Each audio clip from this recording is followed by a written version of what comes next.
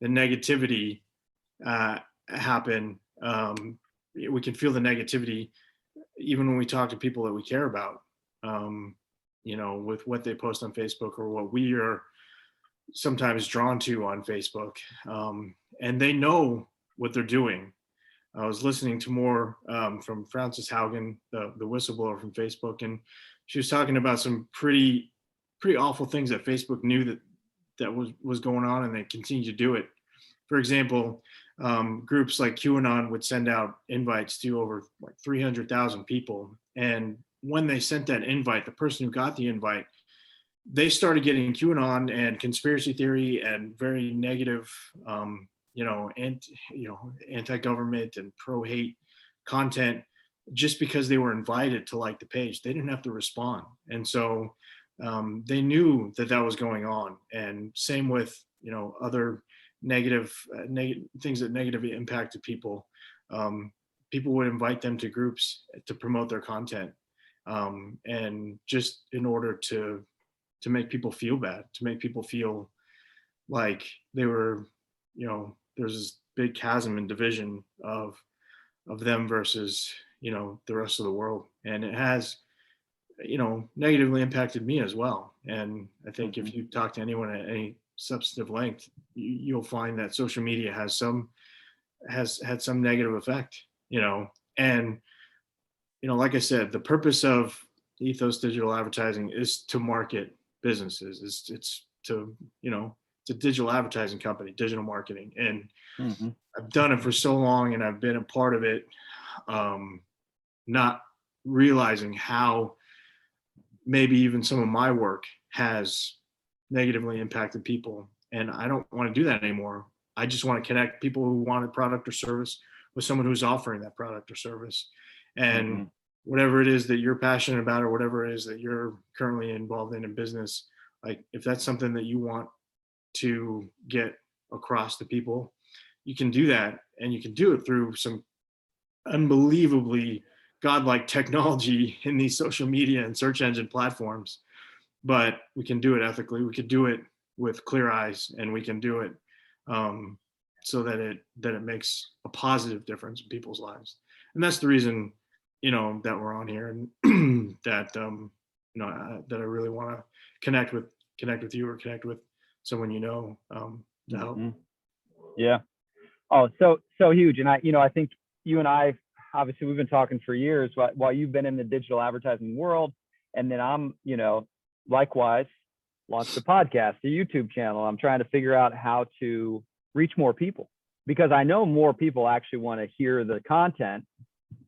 And also, how do I do that in a way that's not like clickbait, which I feel like so much of the internet has turned into, where it's like, if you can get the catchiest YouTube title, like, boom, you're going to, all of a sudden that's just going to be shown all over the country and all over the world, With fear. So say more, with fear. And I'm like, I don't want people to watch a YouTube podcast interview that I do from like inspired by, they're afraid of something. I just, I guess, so it's been challenging for me. And you've listened to me over the years. I'm like, how the heck do I talk about oils without shaming people who aren't using oils, right? Or like shaming people, like, how do I leave the ugliness out and just like educate and, put it out there, and also reach people, without being toxic, I guess. I think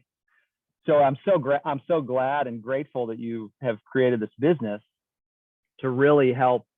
I think it's like the pendulum, right? The pendulum has just gone into this like divisive clickbait, like bad stuff's happening. Kids are being impacted. Adults, we're all being impacted by this online world. And you're like, hey, we got to bring this. This is like gone way too far. How can we start to bring it back to be a more respectful, just online world for all of us? Well, I think you're starting to see it. I mean, I don't know how closely follow the stock market or anything, but last week Facebook took a huge bath, like $230 billion of their market share gone. And I think people are responding to the fact that they're tired of this divisiveness. They're like, we don't need this. We don't need this in our lives. We don't need this negativity in our life. But at the same time, don't want it to go completely away, because it's a great way to reach people with our marketing message or with just our thoughts or our ideas. And so don't want it to vanish, but at the same time, we don't want it to continue to draw out the negativity inside of all of us, and to create divisiveness. And so I think there's a good way to fight back and to partner with the tools we have available, and say, hey, it's not perfect. We need to fix a lot of parts of it. There's a lot of good people working on it from a policy angle, from a higher up angle. But as businesses, we can also band together and say, how can we, unite to send a message to Facebook that, and other social media, LinkedIn, similar, Twitter, Google, Bing. I mean, it's not just Facebook, but they're kind of like the the boogeyman, it seems, a lot of times. But I think there really is there is room for both a great platform to advertise, a great platform to share our thoughts and ideas, but also to do good with it and to limit, like I said, some of the harms and the bad actors that try and infiltrate those places to push out the people that are trying to do good. Totally. What's your thought? Again, I know we weren't going to go too long here, but I have to ask this because I saw this again, the YouTube rabbit hole, right? Next thing you know, you're watching such and such, and I saw a video. It was talking about in China, just the algorithms that they're like directing people toward, right? Especially young people. A lot of what they direct, basically with these algorithms, they literally are focused on achievement. So it's like the videos that they're boosting and spreading more wildly to their online teenage kid, all those kids, is achievement focused, achievement oriented. So it's science fair projects, it's like speeches, it's math award winners, it's like athletic, it's all this achievement stuff to hope, like, and their goal is to like pump each other up, to like keep getting stronger and smarter and faster and all these things, and it's just, even that like was mind expanding to me. I don't know the ins and outs of that reality, but what do you think about just, I mean, that's the idea of like the government literally having a game plan as to what we feed our kids' minds with. Like, yeah, I mean, I could see the toxicity in that long term, right? Where it's like, ooh, I don't really want the United States government deciding what my future kids are seeing every day. You know what I mean? But also, I don't want them seeing hate, division, perfect photos, photoshopped photos. I don't want to, like. Yeah. Anyway, thoughts? Yeah, I mean, I don't know a ton of details. I do know that they break up TikTok videos, ironically, for youth and that kind of thing with games like academic games or something to do with learning models, because they recognize people are going to be on their screens, they're on them all the time, and that to regulate what people look at, they've kind of add something positive and educational. And so, I mean, these are some of the most ruthless people in history. They recognize that a consistent negative feeling while using technology from this angle, in an isolated way, is going to have a negative effect on people's brains, and they realize that. And so they're, I guess, apparently working to combat that in little ways like that. I don't know if I fully support that, but it's interesting. I think there are other ways that we can combat that too, just as people in business, and also sharing our thoughts and ideas. It usually takes 8 to 10 positive comments to cancel out, or to at least mitigate a negative comment. And so if you're seeing negative comments on your wall, just add more positive, delete the bad one. and Right. combat that too. You know, I, Yeah. I think there are a lot of ways that we can take ownership of it, but also pressure from, the top down to some of these bigger policy decisions that are coming. But I think you're right. It's important to look at both Mhm. strategies. Yeah. Yeah. And I just, I'm just grateful and excited about the work you're doing. And I know your heart and your desire to help people find a way to navigate the online digital marketing world in a way that is honoring to their ethics, right? Honoring to their principles and helping them really, really stick to their values and share and spread the message about their product or service, and I think that's so needed. And I think I think a lot of us over the last 2 years, all sides of the coin, we talked about it in the interview, all sides of the coin, the political spectrum, I feel like it's been intensified, the division. It's like, these people think those people are bad, those people, and I know we don't all see eye to eye. I know nobody sees like perfectly eye to eye. I understand there's always going to be different viewpoints and different opinions, right? I mean, I don't know if that's ever going to go away, but it's felt way more intense since the pandemic started. It's like, holy shnikey. Yeah. I didn't know they hated those people. And then you're like, wait, I didn't know they hated me. And you're like, wait, hold on a second. What's going on here? It's a little overwhelming. And I think what you find, the more long form conversations you have with someone, or the more opportunity for a longer dialogue, you realize there's a lot of nuance to people's viewpoints. There's a lot of nuance to complicated viewpoints. Is that when you hear someone come with energy to something, that energy isn't almost never directed right at you to begin with. But it feels like that when it's directed as a comment to, hey, at so and so, this is what I think. That energy feels like it's coming right at you, but that energy comes from a long time of buildup, a lot of things below the surface.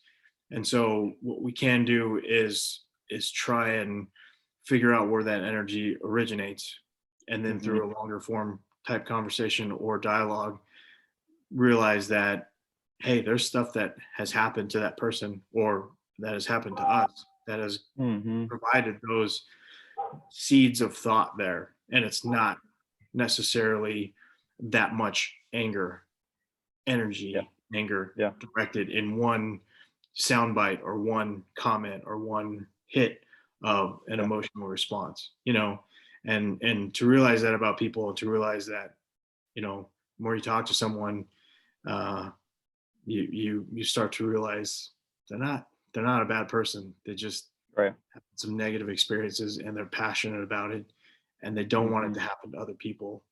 And that's where a lot of the negative energy comes from. Now again, there are some people who are just spiteful, hateful people, and that's a reality we have to deal with just as people in society. But for the most part, I think uncovering the undergirding and the undercurrent of hurt, and not taking things so personally when their energy is directed at us in a comment or something, is a positive way that we can combat some of this stuff too. Yeah. And I mean, just to get personal, I think that, you and I can acknowledge in the last 2 years, I've found we've had more challenging conversations in the last 2 years because I honestly, because of some of the tactics of, like, whether it's news media, ... in order to get us on their platform, where it's, and then we're like, well, yeah, we did our best. I'm sure a lot of friendships have been challenged over the last 2 years, where you're like, wow, I didn't know Aaron thought that, or, like, Aaron thinks that, it's just this, like, it's been challenging. So I'm hopeful that the work you're doing, and hopeful that, that more people become more aware of this and pay more attention, that when you are following the clickbait or getting into that, just that you know that you're being fed that, so that you stay on the website.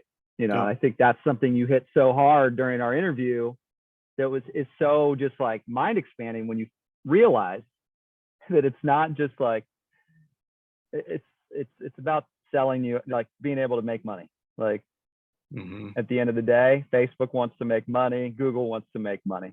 They have shareholders to please, and they've got advertisers to please, right? And they got people that are paying for ads. So what a world. No. What a And just world. because it's amplified doesn't make it true. And Yeah. just because you're seeing it a lot doesn't mean that that's gospel. Totally. So investigate Yeah.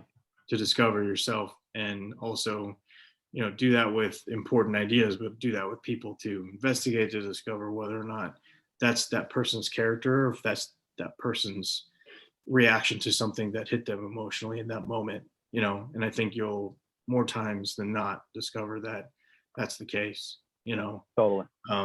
And you know, it seems like there always has to be a high-tech answer to a high-tech problem, and this engagement-based ranking system algorithm is a high-tech problem, and it seems impossible to overcome what these, you know, Silicon Valley and these big tech companies have done.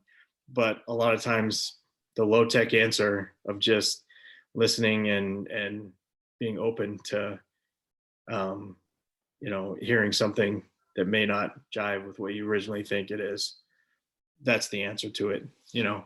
So don't be afraid of a low-tech answer to a high-tech question, I guess. Yeah.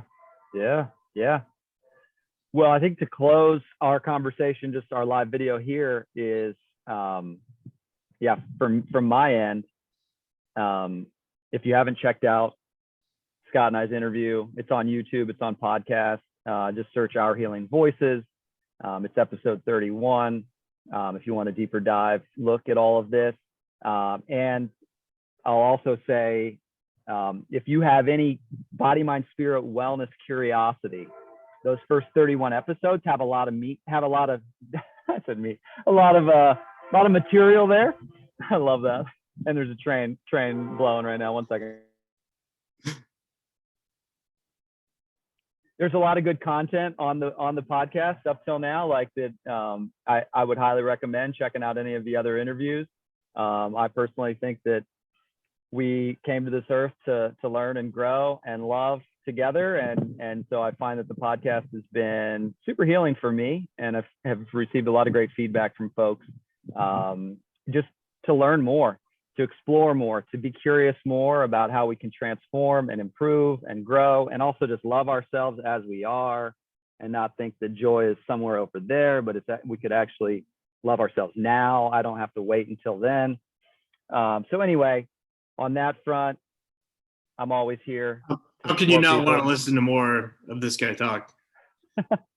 Anyway, no, Makes so me I'm just feel better every excited. time I listen. Thanks, bro. No, but seriously, like, so the Our Healing Voices world, know that I'm here for you, and want to keep learning and growing with you. Scott, those of you who are curious to dive in more with Ethos digital advertising, definitely comment below and be in touch with him personally. I know Scott's been such a huge supporter of me over the last 25 years of friendship, but also specifically over the last 7 years of growing an online business. You've been a huge encourager and supporter and guide as I've asked you many, many questions. So yeah, I fully am excited to see who you get to connect with and support here in the coming days and years, bro. Any final words from your end? No, just thank you for making me part of your platform, and look forward to hearing from people. So awesome. All right, y'all, have a beautiful day. We're going to end this live video.